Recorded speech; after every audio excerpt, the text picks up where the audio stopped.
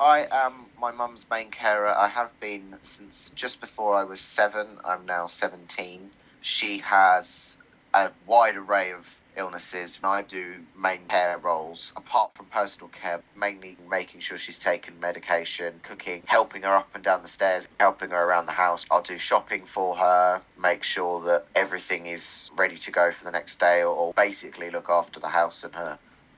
The end of September, Mum had collapsed and wasn't right. I ended up calling 111.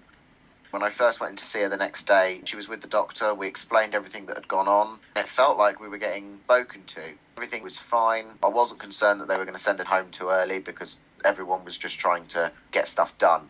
She then moved ward. That's when things started going downhill. I didn't feel like I was getting listened to at all. While she was in, I had to call the GP to see if they could talk to the hospital for me because no one was listening to me. And they said there's not a lot we can do because we can't override what the hospital are doing. She was having medication changes that wasn't being communicated to her, which would stress her out more. I couldn't get anything from it because I wasn't next of kin, so they wouldn't talk to me.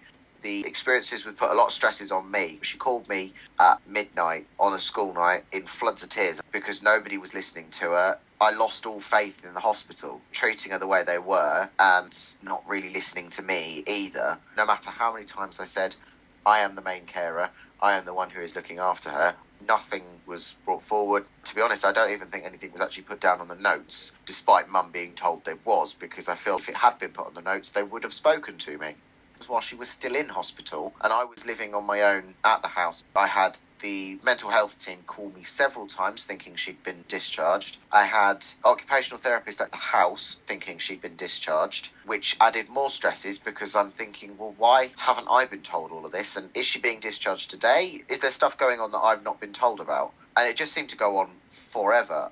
I asked countless times, can I have a meeting with the discharge team and her clinical team before she gets discharged, so I'm aware of everything that they've done, and concerns that I have been raised and answered. That never happened. I ended up having a meeting just with a discharge clerk. There wasn't a lot he could answer, and she was discharged with the wrong care plan, so they signed her off, and then we've heard nothing. The occupational therapist has been in and assessed her over the phone because of Mum's anxiety. She doesn't like people going in the house, so Mum would have been more open had they didn't get to see her physically assessed. I would have liked them to have just put a foot down and gone, no, we've got to assess you at home. After she'd been discharged, there was not really any involvement with me at all, and I just felt really let down by the hospital, and I'm worried about her going in again.